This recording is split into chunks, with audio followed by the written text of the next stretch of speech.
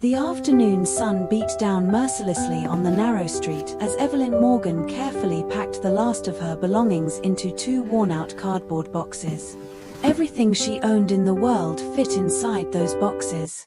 A few clothes, some university textbooks, a framed photograph of her late mother, and an old teddy bear she had kept since childhood.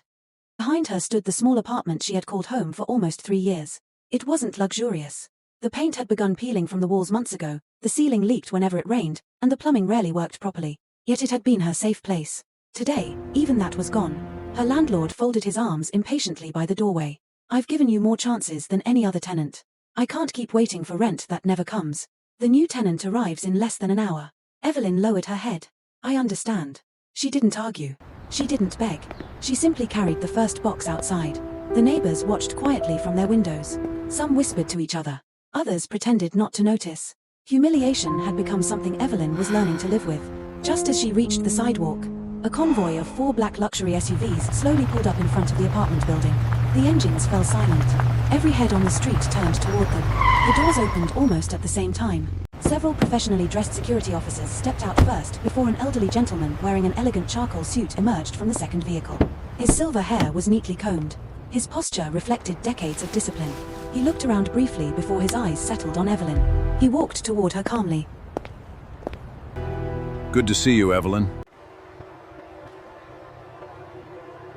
She looked behind her, wondering whether someone else shared her name. There must be some mistake. The gentleman smiled politely. "There is no mistake. You are Miss Evelyn Carter." She nodded cautiously. "Yes." He took a slow breath before speaking. "Your father has been searching for you for 22 years. Evelyn frowned. "My father?" She shook her head immediately. "I don't have one." The gentleman's expression remained unchanged, almost as though he had expected that answer. Without another word, he opened a leather briefcase and carefully removed an old photograph. He held it out to her. "Your mother made sure you believed that." Evelyn didn't move.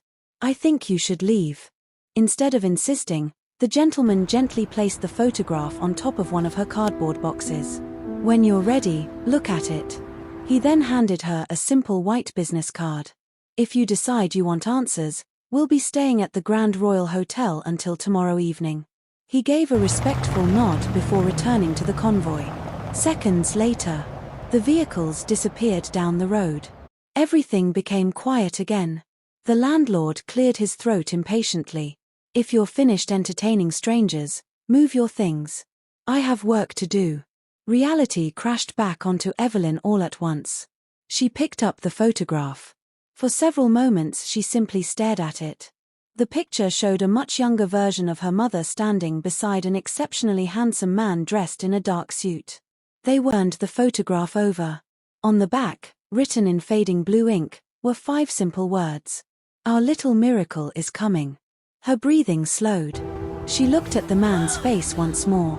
This time, recognition struck. She had seen him before. Not in person. On television. In newspapers. On magazine covers displayed at supermarkets. Alexander Kingsley. One of the wealthiest businessmen in the country. Her hands began trembling. "No." She whispered the word to herself. "This doesn't make any sense." She hurriedly placed the photograph back into the box and carried the rest of her belongings away from the apartment building. Nearly 40 minutes later, she arrived at the only place she could think of. A modest apartment belonging to her closest friend, Naomi Brooks. Naomi opened the door and immediately noticed the boxes. "What happened?" "I didn't know where else to go." Within minutes, the entire story poured out. The eviction. The convoy. The elderly man. The photograph. The business card. Naomi listened without interrupting. When Evelyn finally finished speaking, Naomi leaned back on the sofa. "I would have called this the biggest scam I've ever heard." She paused.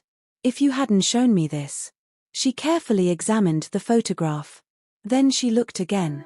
Her expression slowly changed. "I know this man." Evelyn nodded. "So do I." Naomi swallowed. "That's Alexander Carter." The room fell silent. Neither of them spoke for almost a full minute. Finally, Naomi broke the silence.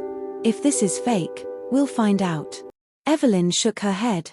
Why would someone like him even know my mother? Naomi didn't answer. Because she didn't know. Neither of them did. But for the first time in Evelyn's life, questions she had buried since childhood suddenly demanded answers.